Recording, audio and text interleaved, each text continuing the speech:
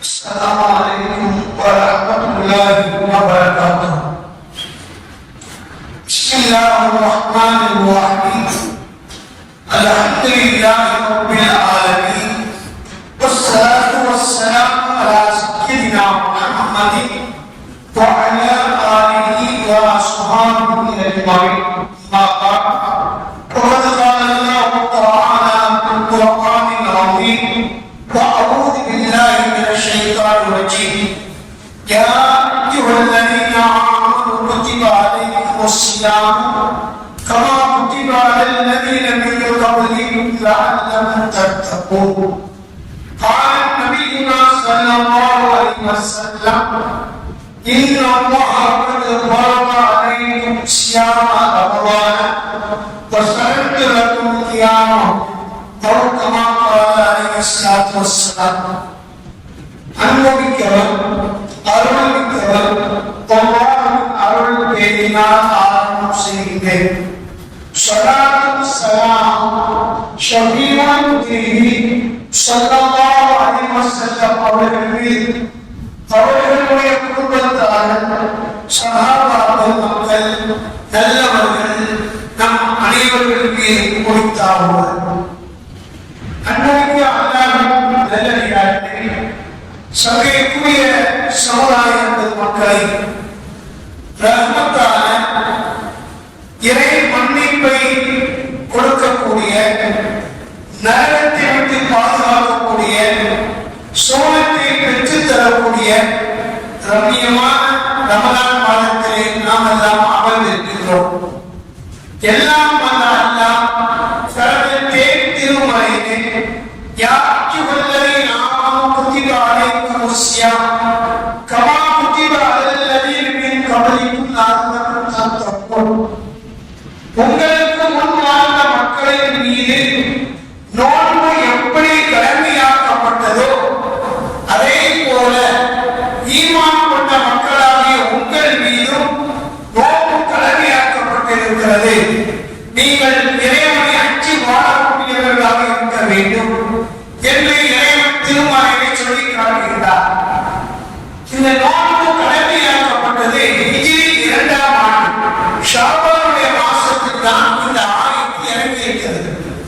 அதற்கு முன்பு வரை ஆசுராவுடைய நாளுடைய நோன்பு ஒவ்வொரு மாதத்தினுடைய 13, 14, 15 ஆகிய நோன்பும் நடைமுறையில் இருந்தது.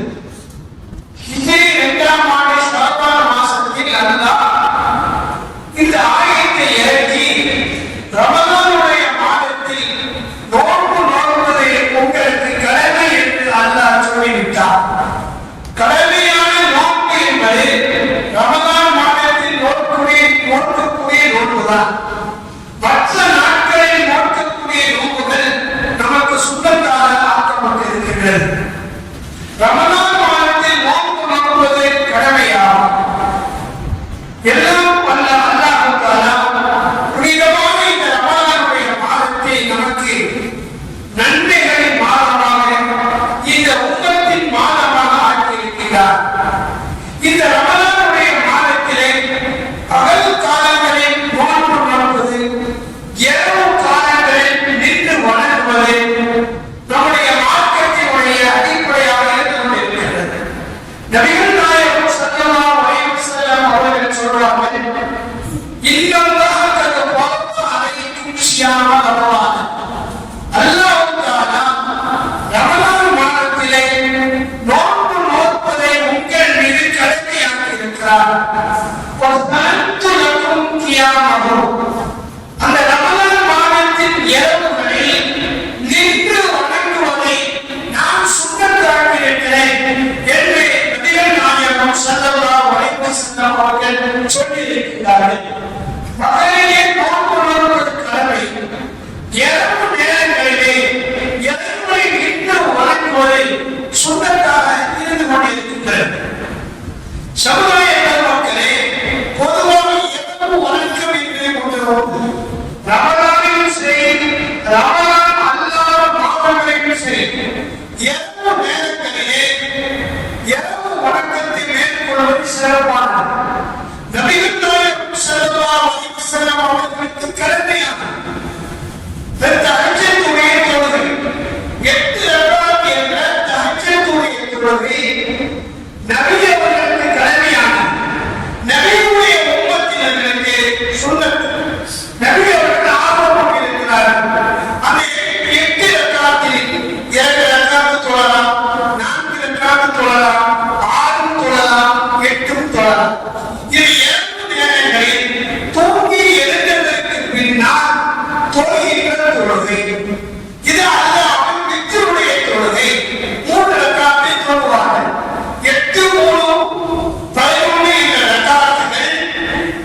ரமலானிலும் ரமலான் அல்லாத மாதங்களிலேயும் நபிகள் நாயகம் ஸல்லல்லாஹு அலைஹி வஸல்லம் அவர்கள் தொழுதிருக்கின்றார்கள். அதற்கு ஆயிஷா ரலியல்லாஹு தஆலா அவர்கள் இடத்திலே கேட்கப்பட்டது, ஆயிஷா நாயகி அவர்களே, நபிகள் நாயகம் ஸல்லல்லாஹு அலைஹி வஸல்லம் அவர்கள் கைஃப கானத் ஸலாத்து ரசூலுல்லாஹி ஃபீ ரமலான், ரமலான் மாதத்தில் நபியுடைய தொழுகை எவ்வாறு இருந்தது என்று கேட்கிறார்கள். தொழுகை எவ்வளவு நேரம் தொழுவாங்க? அதற்கு ஆயிஷா நாயகி சொல்கிறார்கள், மா கான யஸீது ஃபீ ரமலான் வலா ஃபீ கைரிஹி, ரமலான் மாதமாக இருந்தாலும் ரமலான் அல்லாத மற்ற மாதங்களாக இருந்தாலும் நபிகள் நாயகம் ஸல்லல்லாஹு அலைஹி வஸல்லம் 11 ரக்காத்தை விட அதிகமாக தொழுதலே கிடையாது. ரமலானிலும் ரமலான் அல்லாத இதர மாதங்களிலேயும் நபி அவர்கள் 11 ரக்காத்தை விட அதிகமாக தொழுதலே கிடையாது. முஸல்லி அர்பஅன், முதலில் 4 ரக்காத்துகள் தொழுவார்கள். வலா தஷ்ஹரு அன் உஸ்ரிஹின்ன வதூரிஹின்ன, ரொம்ப நிதானமாக, ரொம்ப நீளமாக, ரொம்ப அழகாக அந்த 4 ரக்காத்துகளை தொழுவார்கள். சும்ம யுஸல்லி அர்பஅன், மீண்டும் 4 ரக்காத்துகளை தொழுவார்கள். அந்த 4 ரக்காத்துகளை ரொம்ப நீளமாக, ரொம்ப அழகாக தொழுவார்கள். பின் 3 ரக்காத்துகள் தொழுவார்கள் என்று ஆயிஷா ரலியல்லாஹு தஆலா அவர்கள் அறிவிக்கிறார்கள். இது புகாரிலே பதிவு செய்யப்பட்ட ஹதீஸ். இந்த ஹதீஸிலே இரவு தொழுகையை பற்றி சொல்கிறார்கள். ரமலான் மாதத்தில் கேட்கப்பட்டாலும் கூட அதற்கு ஆயிஷா சித்திகா அவர்கள் சொன்னது ரமலான் மாதத்தில் மட்டுமல்ல, ரமலான் அல்லாத மாதங்களிலேயும் நபி அவர்கள் இரவிலே தஹஜ்ஜுத் தொழுகை 8 ரக்காத்தும், வித்ர் தொழுகை 3 ரக்காத்தும் தொழுவார்கள். இதை விட அதிகமாக்கியது கிடையாது. இது எல்லா காலங்களிலேயும் தஹஜ்ஜுடைய தொழுகை என்பது நாம் இரவிலே தூங்கி எழுந்ததற்கு பின்னால் தொழக்கூடிய தொழுகைதான் தஹஜ்ஜுடைய தொழுகை. அதை நபி அவர்கள் தனியாகத்தான் தொழுதிருக்கிறார்கள், ஜமாத்தோடு தொழுதில்லை. கடைசி காலம் வரை நபி அவர்கள் எல்லா காலங்களிலேயும் இரவு நேரத்தில் தஹஜ்ஜுடைய தொழுகை தனியாகத்தான் தொழுதிருக்கிறார்கள். அடுத்து சஹாபாக்கள் மக்களும் இரவு நேரத்தில் தனியாகத்தான் தொழுதிருக்கிறார்கள். இந்த தொழுகை தூங்கி எழுந்ததற்கு பின்னால் தொழுகின்ற தொழுகை என்பதை நாம் முதலில் ஞாபகத்தில் வைத்துக் கொள்ள வேண்டும். இப்பொழுது நாம் ரமலான் மாதத்திற்கு வருவோம். ரமலான் மாதத்திற்கு விசேஷமான தொழுகை ஒன்று உண்டா? உண்டு. எனவே நபிகள் ஸல்லல்லாஹு அலைஹி வஸல்லம் ஒரு பொன்மொழியை சொல்கிறார்கள். இது புகாரி முஸ்லிம் எல்லா ஹதீஸ் கிதாபுகளிலும் வருகிறது.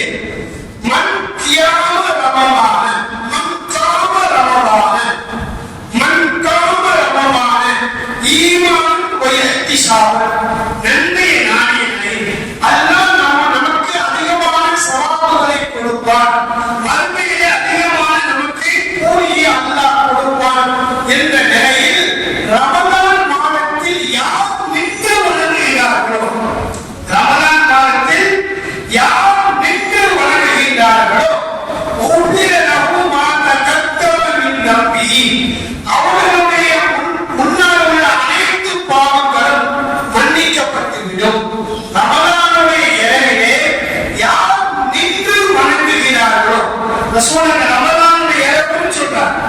எல்லா இரவும் தஹஜ்ஜுடைய இரவு, இது ரமலானில் மட்டும் யார் நின்று வணங்குகிறார்களோ அவர்களுடைய பாவங்கள் மன்னிக்கப்படுகிறது என்று ஸல்லல்லாஹு அலைஹி வஸல்லம் சொல்கிறார்.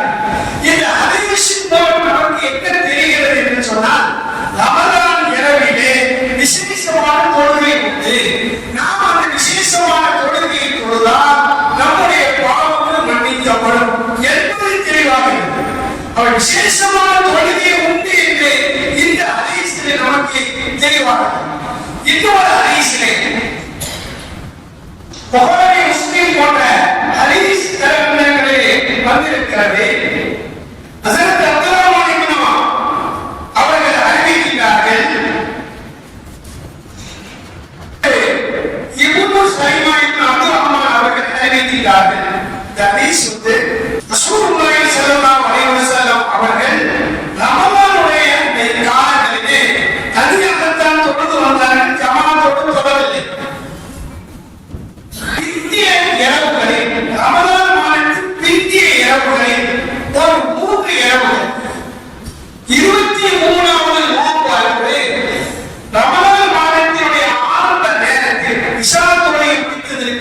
50 என்று சொல்வார்கள்.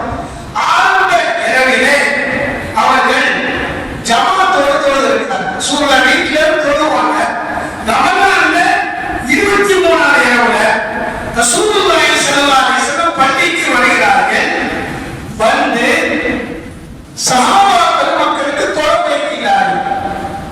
அடுத்து 25ஆவது இரவிலே நடு இரவிலே நபி அவர்கள் வருகிறார்கள். அப்பொழுது சஹாபா பெருமக்களுக்கு ரசூலுல்லாஹ் தொழ வைக்கிறார்கள். அடுத்து 27ஆவது இரவிலே சஹருடைய நேரத்திலே வருகிறார்கள். எங்களுக்கு சஹர் தப்பி விடுமோ என்று நாங்கள் பயப்படுகிற அளவிற்கு நபி அவர்கள் எங்களை கொண்டு ஜமாத்தாக தொழ வைத்தார்கள் என்று ஹதீஸ் வருகிறது. இன்னொரு ரிவாயத்திலே நபி அவர்கள் 3 இரவுகள் வந்தார்கள். தொடர்ந்து இரவு நபி அவர்கள் வந்தார்கள். நாங்கள் பள்ளியிலே தனித்தனியாக தொழுது கொண்டோம். நபி அவர்கள் வந்தவுடன் நபி அவர்களுக்கு பின்னால் நாங்கள் தொழுதோம்.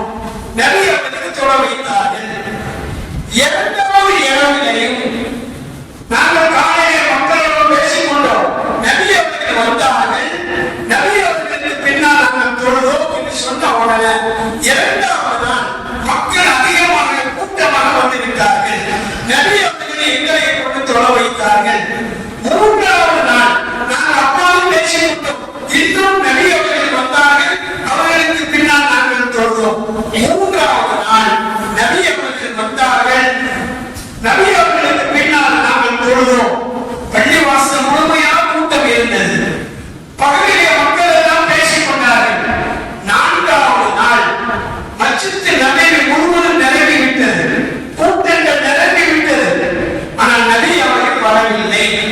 சுபுடைய தொழுகைக்கு வந்தார்கள்.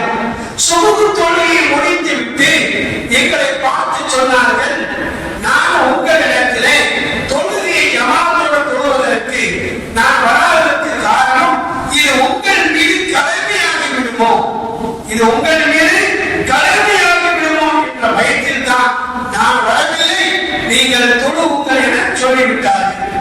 இந்த நிலைதான் நபியுடைய காலம் முழுவதும் இருந்தது. நபி அவர்கள் ரமலான் மாதத்திலே ஒரு 3 நாட்கள் தொழ வைத்திருக்கிறார். ஜமாத்தா 3 நாட்கள், வேற எந்த நாட்களும் தொழ வைக்கவில்லை. இந்த 3 நாட்கள் தொழ வைத்தது. ஏன்னா ஆரம்ப ஏற்பாடு தொழ வச்சாலும் அப்ப தரச்சத்துடைய தொழுகிறது அல்ல. அதனால தராவி தொழுகை என்பது இஷா தொழுகை முடிக்கிறதில் இருந்து நாம் சஹர் வரைக்கும் நாம் தொழுது கொண்டிருக்கலாம். தராவியுடைய தொழுகை நபி அவர்கள் தொழ வைத்தார்கள். எத்தனை ரக்காத்துகள் என்பது இல்லை. இப்ப நாம் கேட்கலாம், ஏன் தெளிவு ஹதீஸே எத்தனை ரக்காத் என்பது தெளிவாக சரியான ஹதீஸில் இல்லை. ஹதீஸ் தொகுக்கப்பட்டது நபியுடைய காலத்தில் அல்ல, சஹாபாக்கள் காலத்திலும் அல்ல, தாபீன்களுடைய காலத்திலேயும் தாபீன்களுடைய காலத்திலும் புகாரி முஸ்லிம் திருமதி அனைத்துமே ஷிஹாப் சுத்தா அனைத்துமே தாபீன்களுடைய காலத்தில் தான் தொகுக்கப்பட்டது.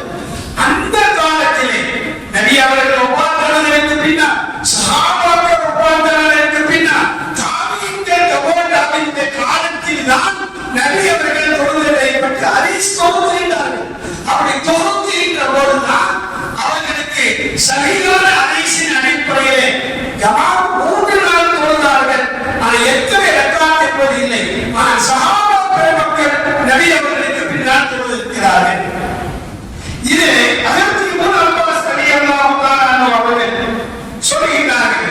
அந்த ஹதீஸ் என்பது பலகீனமாக இருந்தாலும் கூட ஹஜ்ரத் இப்னு அப்பாஸ் சொல்கிறார்கள், கான் நபி ஸல்லல்லாஹு அலைஹி வஸல்லம் யுஸல்லி ஃபி ரமலான் ஃபி கைரி ஜமாஅத்தி ஃபி 20 ரக்காத். நபி அவர்கள் ரமலான் மாதத்திலே ஜமாத்தாக இல்லாமல் 20 ரக்காத் தொழுதிருக்கிறார்கள். கான் யுஸல்லி ஃபி ரமலான் 20 ரக்காத். இன்னொரு பொன்மொழியிலே ஹஜ்ரத் இப்னு அப்பாஸ் அறிவிக்கிறார்கள், நபி அவர்கள் ரமலானிலே 20 ரக்காத் தொழுதிருக்கிறார்கள். இந்த ஹதீஸ் என்பது இமாம் பைஹகி அவர்கள் ஹதீஸை அறிவிக்கிறார்கள். இந்த ஹதீஸில் லகுவான ஹதீஸ் என்று சிலர் சொல்கிறார்கள். ஹதீஸ் லைஃப் என்பது பின்னால் வந்ததுதான். ஹதீஸ் தொகுக்கப்பட்டதே தாபீன்கள் தபோத் தாபீன்களுடைய காலத்தில் தான். ஹதீஸ் தொகுக்கப்பட்டதற்கு பின்னால் தான்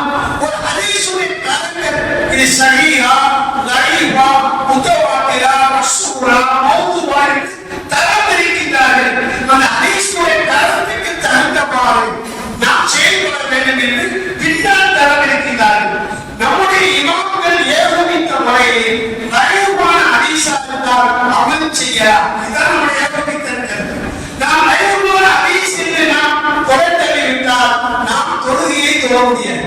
தக்பீர் எங்க கட்டணே இல்லை, லைஃப்ல அடிஸ்தான் தக்பீர் கட்டது நெய்ய கட்டது தொப்புள்ள கட்டு எங்க கட்டதா இருந்தாலும் சரி சரியான அதிசயம் கிடையாது. அப்படியானால் லைஃபான அதிசயம் இருந்தால் அமல் செய்யணும். நாம் சட்ட ரீதியாக கடமை என்று சொல்லும் பொழுது, ஒரு விஷயத்தின் பலந்து வாஜிப் என்று சொல்லும் பொழுது அது சரியாக இருக்க வேண்டும் என்று விளக்க வேண்டும். இதை நமக்கு நம்முடைய இமாம்கள் விளக்கி இருக்கிறார்கள். இப்போது நாம் வருவோம், நபியுடைய காலத்தில் ரசூலுல்லாஹி ஸல்லல்லாஹு அலைஹி வஸல்லம் பிரத்யேகமான தொழுகையை தொழுது இருக்கிறார்கள் ரமலான் மாதத்திலே. அந்த ரமலான் மாதத்திலே ரசூலுல்லாஹ் 3 நாட்கள் மக்களுக்கு ஜமாத்து தொழ வச்சார்கள், பின்பு இல்லை. அதற்கு அபூபக்கர் சித்தீக் ரலியல்லாஹு அன்ஹு அவர்களுடைய காலத்திலேயும் இந்த நடைமுறை தான் இருந்தது. மக்கள் தனியா தொழுவாங்க, சில 10 பேர் சேர்ந்து ஜமாத்தா தொழுவாங்க. இப்படி அவங்க எவ்வளவு புரியும் தொழிலுக்கு இருந்திருக்காங்க. ஹஸரத் உமர் இப்னு கத்தாப் ரலியல்லாஹு அன்ஹு அவருடைய ஆட்சி காலம் நடக்கிறது. ஹஸரத் அப்துல்லாஹ் இப்னு அப்துல் மாலிக் சொல்கிறார்கள், நான் خرجت مع عمر بن الخطاب ليلة في رمضان إلى مسجد. ஹஸரத் உமர் இப்னு கத்தாப் இரவிலே நாங்கள் ரமலானுடைய மாதத்தில் இரவிலே நாங்கள் பள்ளிக்கு வந்தோம். இது புகாரிலே வருகிற ஹதீஸ். பள்ளிக்கு வந்தோம். பைனன் நாஸ், அப்பொழுது மக்கள் அபூசாமி ஸல்லி ரஜுலி நஃப்ஸிஹி வ ஸல்லி ரஜுலி வ ஸல்லி பிஸ்லாத்தி ரஹமத்துல். சிலர்கள் தனித்தனியாக தொழுது கொண்டார்கள், சிலர்கள் 10 நபர்கள் 12 நபர்கள் சேர்ந்து இமாமாவும் தனித்தனி குழுக்களாக தொழுது வந்தார்கள். இப்படி தனித்தனியாக இரவு நேரம் முழுவதும் தொழுது வந்தார். இப்படி வரும்போதுதான் ஹஸரத் உமர் அவர்கள் என்னை பார்த்து சொன்னார்கள், இன்னி அலா ஜமாஅத்து ஹவுலாய் அலா காதிரி வாகிரி தக்கான அன்சர். இவ்வளவு தெரிஞ்சு தொழுகிறாங்க. இவர்களையெல்லாம் ஒரு ஆம்பிற்கு பின்னால், ஒரு நல்ல காரிக்கு பின்னால் ஒன்று சேர்த்து தொழ வைத்தார், அது எப்பொழுது சிறப்பாக இருக்கும் என்று சொல்லிவிட்டு அவர்கள் ஹஸரத் உபய் இப்னு கஅப் அவர்களை அழைக்கிறார்கள். ஹஸரத் உபய் இப்னு கஅப் ரலியல்லாஹு அன்ஹு அவர்கள் ஒரு சிறந்த சஹாபி, குர்ஆனை முழுவதும் மனனம் செய்தவர். நபியுடைய காலத்திலே அவர் காட்சிகள் வகையாக குர்ஆனை எழுதக்கூடியவராக, நபிக்கு எழுதும் போது குர்ஆனை எழுதக்கூடியவராக இருந்தார். இப்படி குர்ஆனிலே தேர்ச்சி பெற்ற ஹஸரத் உபய் இப்னு கஅபை ஹஸரத் உமர் அவர்கள் அழைத்து, நீங்கள் மக்களுக்கு எல்லாம் இமாமாக நின்று இரவிலே ரமலானுடைய இரவிலே தொழ வைக்க வேண்டும் என கட்டளையிட்டார். அப்பொழுது உபய் இப்னு கஅப் அவர்கள் சொல்கிறார்கள், நபியுடைய காலத்திலே ஹஸரத் அபூபக்கருடைய காலத்திலே இந்த நடைமுறை இல்லாமல் இருந்தது, நீங்கள் புதிதாக இந்த நடைமுறையை சொல்லுகிறீர்களே என்று சொல்லப்போது ஹஸரத் உமர் இப்னு கத்தாப் சொன்னார்கள், இது ஒரு சிறந்தது, இதை நாம் செய்ய வேண்டும் என்று வலியுறுத்துகிறார்கள். பின்பு ஹஸரத் உபய் இப்னு கஅப் ரலியல்லாஹு அன்ஹு அவர்களுக்கு பின்னால் மக்கள் எல்லாம் ஒன்றுபட்டு ஜமாத்தோடு தொழுகிறார்கள். ஹஸரத் உமர் அவர்கள் சொன்னார்கள், நிஅமல் பித்அத்து ஹவுலாய். இது ஒரு புதிய நடைமுறை. நிறைய பேர் பித்அத்துக்கு அர்த்தம் தெரியாம சொல்லிட்டு இருக்காங்க. பித்அத்துல நல்லதும் இருக்கிறது, கெட்டதும் இருக்கிறது. நபியுடைய காலத்தில் ஜமாத்தோடு தொழுகிறது இல்லை, ஆனா ரசூலுல்லாஹ் தொழுகிறாங்க. ஒரு 3 நாள் தொழுகிறாங்க. இது அடிப்படையாக வச்சு தினந்தோறும் ஜமாத்தாக தொழ வேண்டும். இது நல்ல நடைமுறை என்பதற்கு உமர் சொல்கிறார்கள்.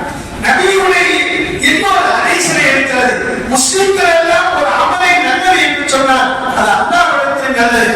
முஸ்லிம்கள் எல்லாம் ஒரு அமலை கெட்டது என்று சொன்னார், அது அல்லாஹ்விடத்தில் கெட்டது. முஸ்லிம்கள் எல்லாம் நம்ம நபியுடைய காலத்தில் சிறந்த காலம் என்று நபி அவர்கள் சொன்னார்களே, அந்த சஹாபாக்களின் காலம், தாபீன்களின் காலம், தாபீனுடைய காலம், இந்த காலகட்டத்தில் முஸ்லிம்கள் ஒன்றுபட்டு இறை நல்லது என்று சொன்னார்களோ அல்லாஹ்விடத்தில் நல்லது.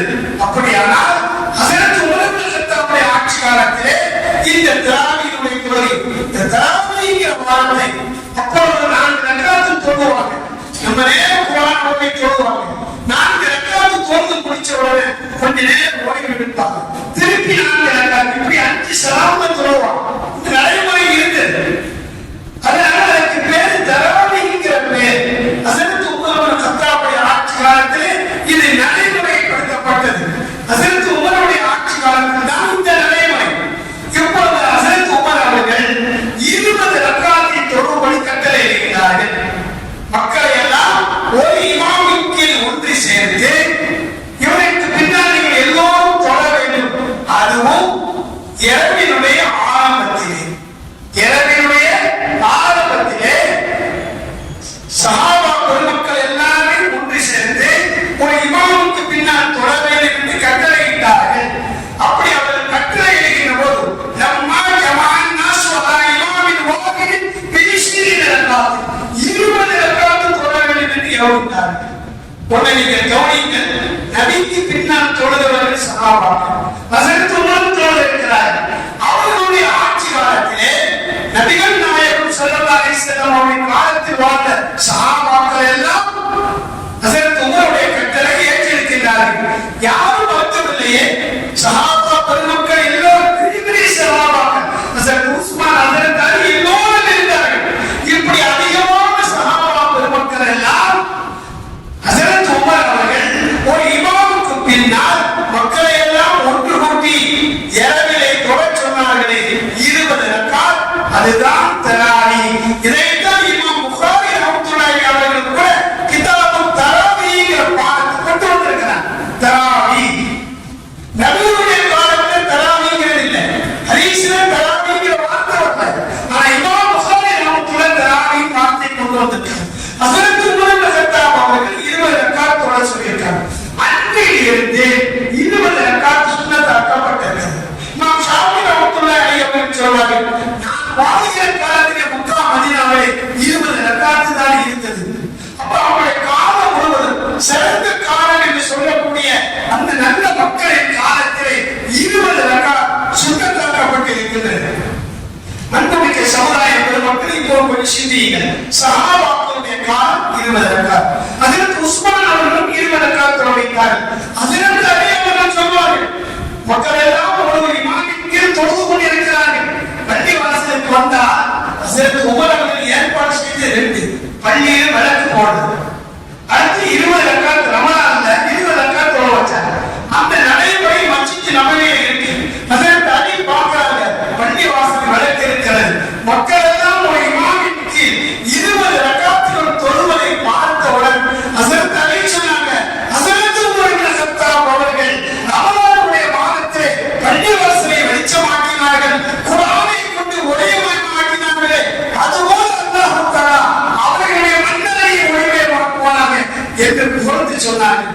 சமுதாய பெருமக்கள் 20 ரக்காத்து நடைமுறை ஹஸரத் உமர் அவர்கள் ஏற்பாடு செய்திருக்கிறார்கள். ஹஸரத் உமர் அவர்கள் யார்? நபி அவர்கள் ஹஸரத் உமரை பற்றி சொன்னாங்க, வல்லதி நஃப்ஸி பியதிஹி மா லகீது ஷைத்தான் கத்து ஷாரிகன் பஜ்ரில்லா சலக பஜ்ர் கைர பஜ்ரி. ஹஸரத் உமர் அவர்கள் ஒரு பாதையை வந்தார், ஷைத்தான் இன்னொரு பாதையை ஓடுவான். ஹஸரத் உமர் வந்தா அந்த பாதையில வர மாட்டான், அந்த பாதை ஷைத்தான் இன்னொரு பாதையில போவான். அது மட்டும் ஹஸரத் ரசூலுல்லாஹி ஸல்லல்லாஹு அலைஹி வஸல்லம் சொன்னாங்க, இன்னல்லாஹ ஜஅல ஹக்க அலா லிசானி உமர் வ கல்பிஹி. அல்லாஹ் தஆலா ஹஸரத் உமருடைய நாவிலே உள்ளத்திலே சத்தியத்தை வைத்திருக்கிறார். இன்னொரு பொன்மொழியில ஹஸரத் உமர் அவர்கள் 30க்கு மேற்பட்ட குர்ஆன் வரக்கூடிய ஆயத்துக்கள் இருக்கிறது ஹஸரத் உமருடைய நாவிலே வந்தது. அப்படிப்பட்ட ஒரு சிறப்புக்குரியவர் ஹஸரத் உமர் அவர்கள். அவருடைய நல்ல நடைமுறை குர்ஆனை எப்படி பாதுகாக்கிறது? நீங்க நிறைய பள்ளிகளை பாருங்க, ஒரு ஆவில் தொழ வைப்பாரு, பின்னால் எல்லா மக்களும் இருப்பாங்க. இந்த ஆவில் தௌராத் இஞ்சில ஓதல, குர்ஆன ஓதல, அதை பார்த்து ஓதல, மனப்பாடமா ஓதல. சாதாரண விஷயமா நம்ம எத்தனை பேர் மனப்பாடம் பண்ணிருக்கோம்? சிந்திச்சு பாருங்க. அப்ப ஒரு முன்னாடி இருந்து குர்ஆன மனப்பாடமா ஓதல, நம்ம பின்னால் இருந்து காது கொடுத்து கேட்கணும். இதுதான் சிறப்பு. ரமலானுக்கு செய்ய வேண்டிய ஒரு சிறப்பு அதுதான். குர்ஆனை எப்படி பாதுகாக்கிறது? மனப்பாடத்தின் மூலம் பாதுகாக்கணும். பாதுகாக்கிற மக்களை உருவாக்குறதா இந்த தராவி. இது ஹஸரத் உமர் அவர்கள் செய்து காட்டினார்கள். ஆனால் இன்றைய காலகட்டத்தில் சில குழப்பவாதிகள் தோன்றியிருக்கிறார்கள். ஒரு கட்டத்திலே பாருங்க, இஸ்லாம் தோன்றும் போது 8 ரக்காத் தான் தராவி,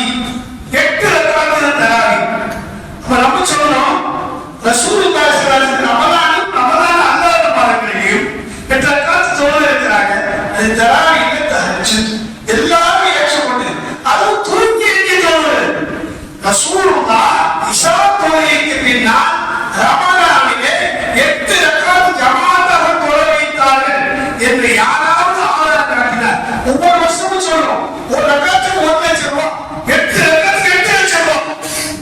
நபி அவர்கள் ரமலானிலே இஷா தொழுகைக்கு பின்னால் 8 ரக்காத் தொழ வைத்தார்கள் என்று நிரூபித்தால் அவர்களுக்கு 8 லட்சம் ரூபாய் கொடுத்து இந்த சன்மானத்தை கபடி வழங்குவாரா? கோட்பாடுகள் நிறைய இருக்கிறார், அவங்களுக்கு சொல்லுங்க. ஏன் 8 ரக்காத் தொழுறீங்க? நான் 1 லட்சம் ரூபாய் தர தயார். இஷாவுக்கு பின்னால் இதை நாங்கள் அறிவிக்கின்ற ஒரு உலமாக்கள் உடனே இன்றைய காலத்தில் நவீன இமாம் தௌஹீத் மதுஹபினுடைய இமாம் உதாரணத்துக்கு பிஜே அவர் சொன்னார், தராவி கிடையாது, தராவி என்பது கிடையாது, இரவு தொழுதுதான் தராவியே கிடையாது. அப்போ 8 ரக்காத் தொழுறது தஹஜ்ஜுத் தூங்கி எழுந்து தொழுது, இன்னும் சொல்லாம தனியாக தொழுது, ஜமாஅத்தோடு தொழுதுங்கிறது இல்லை. ஆனால் இந்த தராவி தொழுகை சஹாபா பெருமக்கள் தொழுது இருக்கிறார்கள், 20 ரக்காத் தொழுது இருக்கிறார்கள். சுன்னத்து தான், 2 ரக்காத் தொழலாம், 4 தொழலாம், 10 தொழலாம், 12 தொழலாம். 20 ரக்காத் என்பதை குர்ஆனை ஓதும்போது கேட்கிறது தான். தொழுகையில் இருக்கும்போதே குர்ஆனை கேட்கிற பாக்கியம் நமக்கு எப்ப கிடைக்கும்? இமாம் ஓதும்போது குர்ஆன் முழுவதும் ரமலானில் தான் கிடைக்கும். இந்த பாக்கியம் கிடைப்பதை தடுப்பதற்கு மனோச்சியை பின்பற்றுகிற சில கூட்டங்கள் குழப்பி அவங்களும் குழப்பி இன்னைக்கு சமூகத்தை குழப்பி விட்டாங்க. இன்னைக்கு நம்முடைய இளைஞர்கள் குர்ஆன் ஓதிக்கவே மாட்டான், தொழுது என்னன்னே தெரியாது, ஹதீஸ் படிச்சிருக்க மாட்டேன். நம்ம 8 ரக்காத் வரது ஒண்ணு பள்ளிவாசல் வந்து 8 ரக்காத் முடிஞ்சு அதுவும் ஹஸரத் உமர் இப்னு கத்தாப் பேர் சொல்லும்போது ஓடுவான். என்னமோ தெரியல, சைத்தான்கள் ஓடுற மாதிரி ஓடுற. இது குழப்பப்பட்டு நீ ஒரு நல்ல முஸ்லிமா இருந்தா நீ கண்டிப்பா தொழுது ஆரம்பித்து தொழு. எதுக்கு இந்த பள்ளியில 20 ரக்காத் நாம தொழுகிறோம்? இது குழப்பத்தை உண்டு பண்ணுறது. நீ ஏன் இங்க வர? உனக்கு 8 ரக்காத் பள்ளி வாழக்கூடிய நாடு முஸ்லிம்களுக்கு பாதுகாப்பு இல்லாத நாடு. நாம ஒன்று வர வேண்டிய காலகட்டத்தில் இருக்கின்ற போது இந்த மாதிரி விஷயங்களை சொல்லி புனிதமான ரமலான் மாதத்துல இறைவனுடைய நம்முடைய சவாலை தருவதை கெடுக்கக்கூடிய சூழ்நிலையை உருவாக்க வேண்டாம். முஸ்லிம்களாகி நாம் அல்லாஹ் பகலிலே நோன்பு நோன்பதை கடமையாக்கியிருக்கிறார். எனவே நபி அவர்கள் நின்று வணங்குவதை சுத்தத்தாக்கி இருக்கிறார்கள். நாங்கள் சுத்தத்துதான் சொல்கிறோம், ஆனால் அதனுடைய சிறப்புகள் மகத்தானது. குர்ஆனை பாதுகாக்கக்கூடியதுதான் இந்த 20 ரக்காத்துடைய தொழுகை. பல ஆவிகளை உருவாக்கக்கூடியது, குர்ஆனை மனப்பாடம் செய்ய வைக்கக்கூடியதுதான் இந்த தராவி தொழுகை. அல்லாஹ் தஆலா